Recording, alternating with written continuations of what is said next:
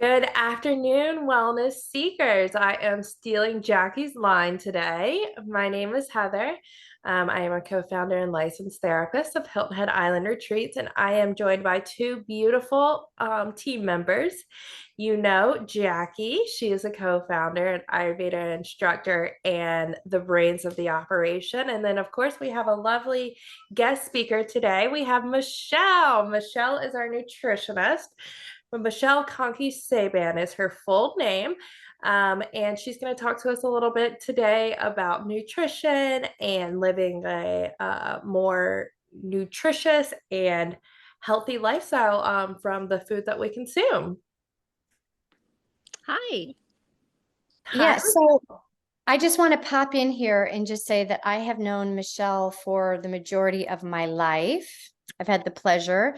So I've really seen her wellness journey over the course of our lifetimes, and especially when it comes to fitness and nutrition. And so we are really excited to have her as our team nutritionist at Hilton Head Island Retreats. And of course, Michelle's going to be joining us at our upcoming retreat in October, the 12th through the 15th in Hilton Head. We're so excited about the things that she's going to teach us and practical skills that we can take home after the retreat and really bring into our life. So with that said, Michelle, thank you so much for being here today. And I know that you and I and Heather, we talk a lot offline just about nutrition and the things that you're doing. But one of the most interesting things I love right now is that you just relocated to Tennessee and you're into this whole homesteading thing, right? So can you tell us a little Yeah. bit about what homesteading is and what that looks like on the nutritional front? You betcha.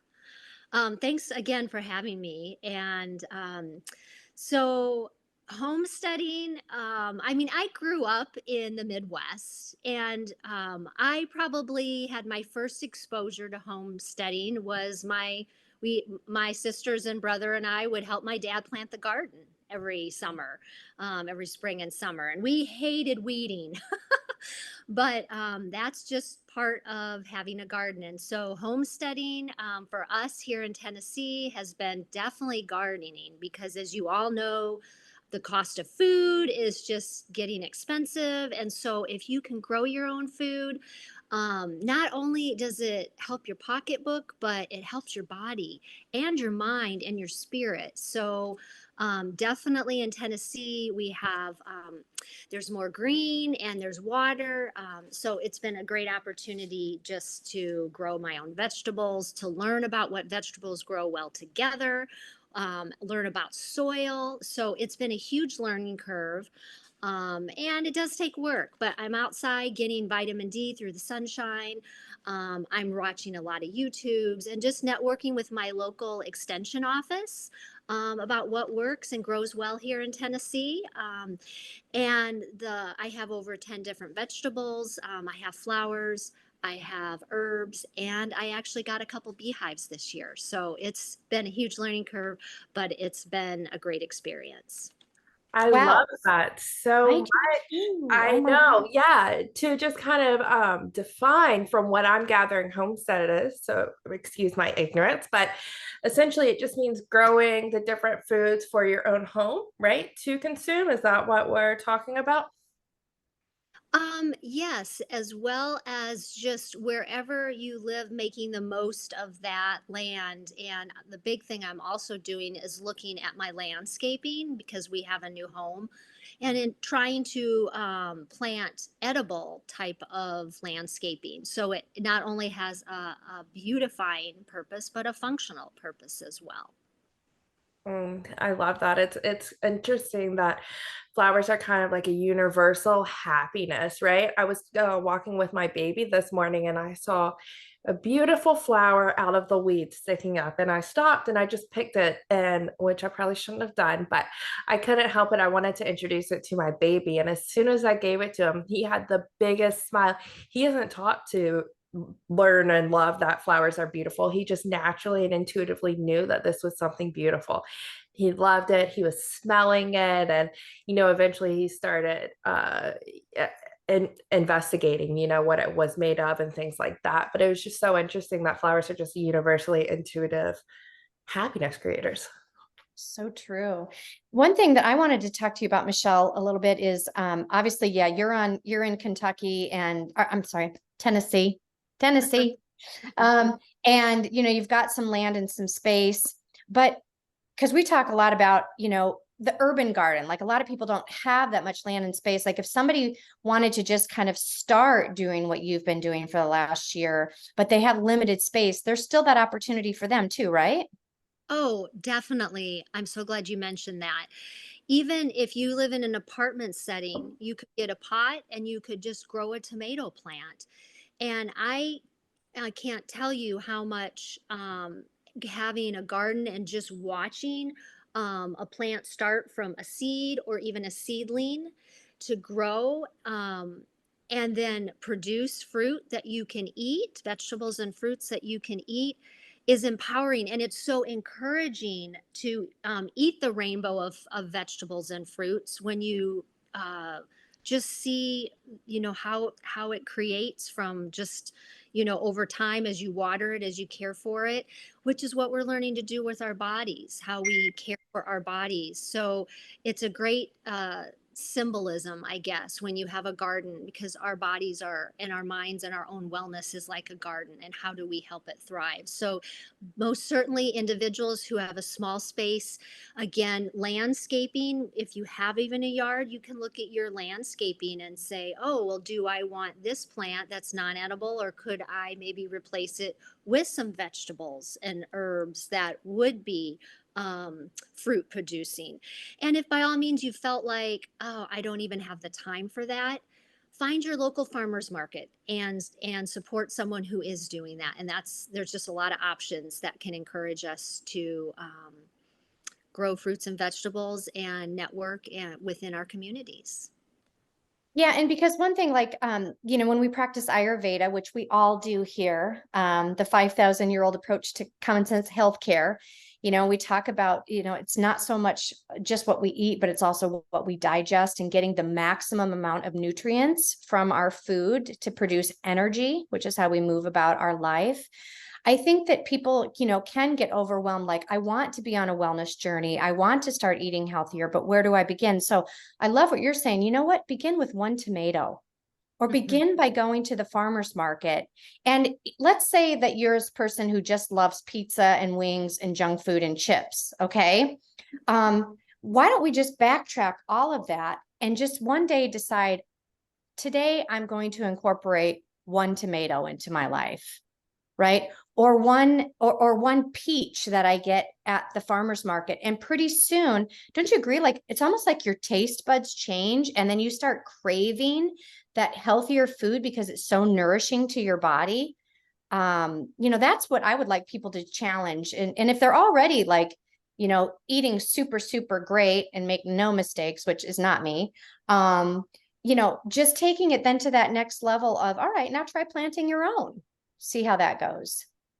Yes, definitely. I really look at nutrition and wellness as seasons of our life. And there's seasons when you are just on it and you're eating well and you're exercising, maybe you're working towards a goal, getting into, that you have a family reunion or something that's a goal. And then you have other seasons where it's like, ho hum, I'm struggling. And so um even just one little step to incorporate, the rainbow, the whole foods, I think is the way I've tried to look at my nutrition over the span of, the last few decades of my life. Because if you try to, no one's going to be perfect with your nutrition. And so you can't just throw it out the window and say, well, I'm not even going to try. Just even that one step every day, slicing up some fresh vegetables to put on the pizza, um, Mm-hmm. or or having some raw almonds that you carry in your purse. That when you're hungry, instead of grabbing some fast food, you got some good healthy protein in your pocket to grab. So I would love to help people in a practical way. At the retreats, just incorporate well foods into their habits. I love that so much. It's so, I feel very inspired by what you were saying. And just, we're all about having the little micro interventions to reach the bigger picture of health in the end, right? And what I found, when you were talking, something that really stood out to me is that the act of growing your vegetables is a very nurturing and feminine, energy rich approach. And that seems so beautiful to me. Can you tell us what helped guide you more into this feminine, nurturing ideas and philosophy and perspective? Definitely.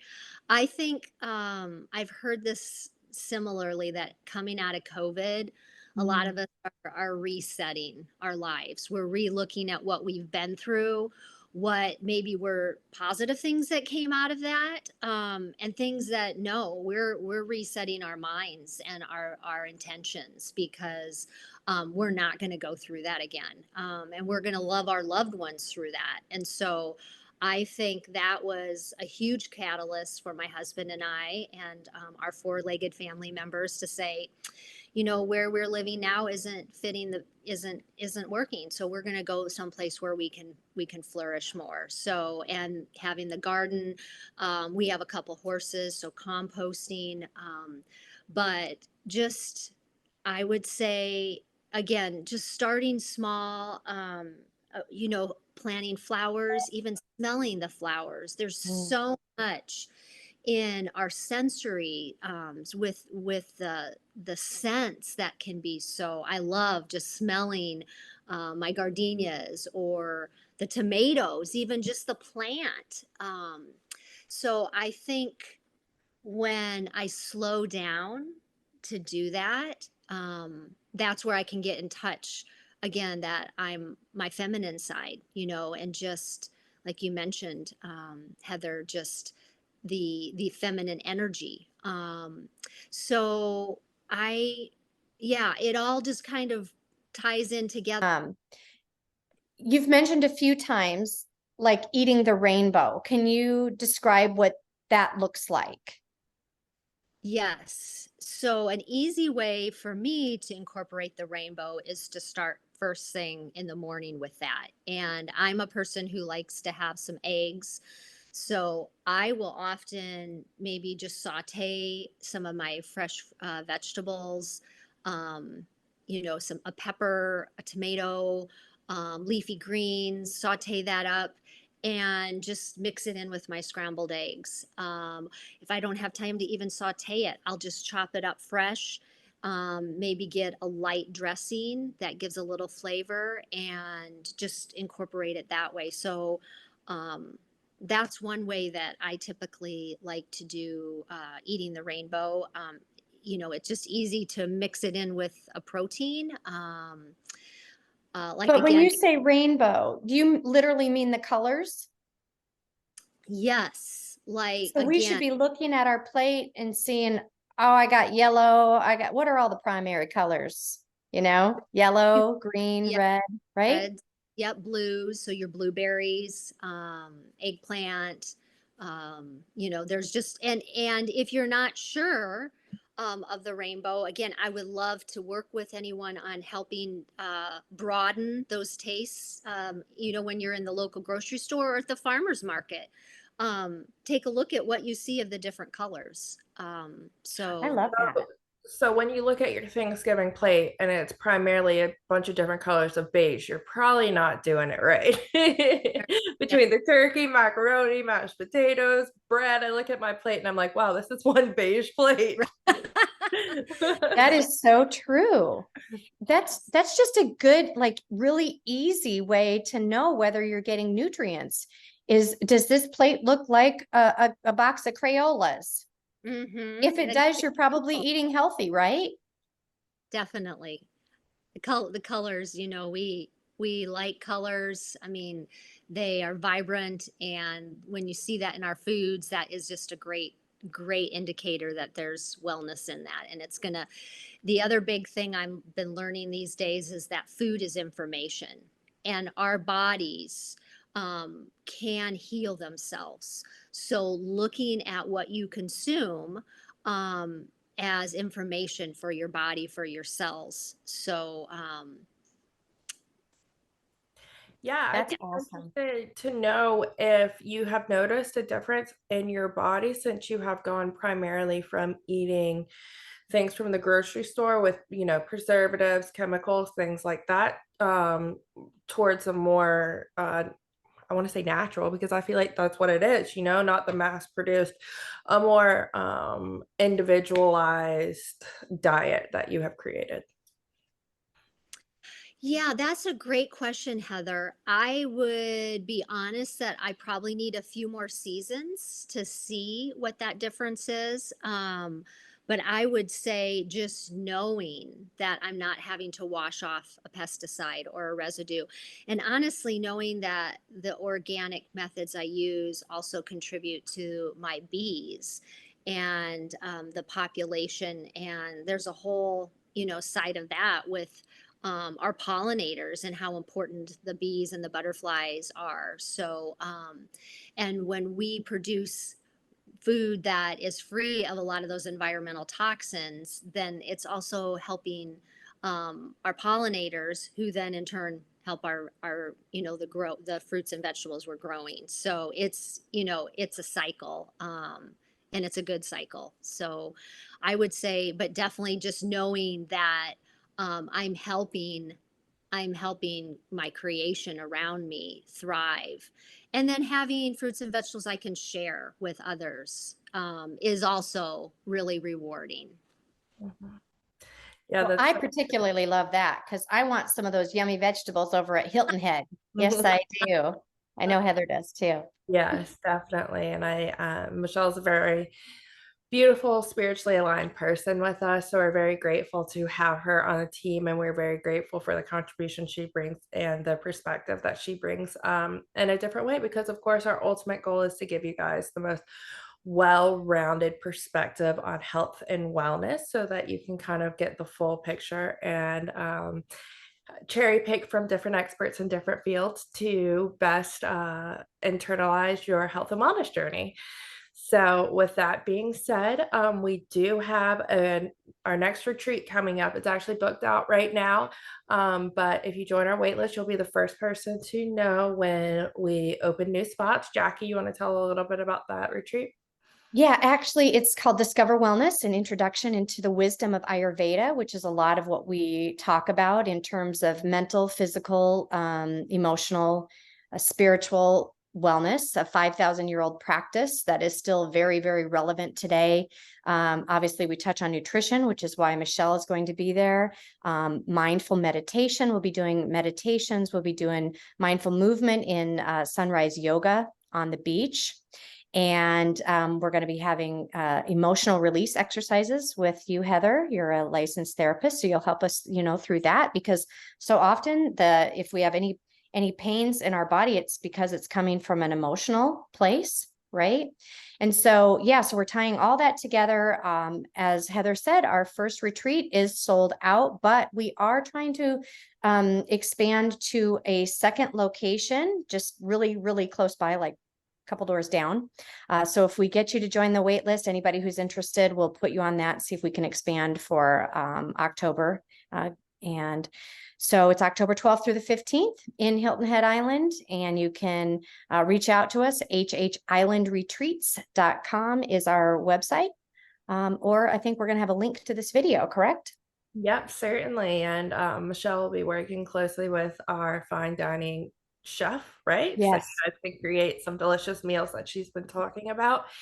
And you will experience transformational health and wellness. So, Michelle, thank you so much for joining us today.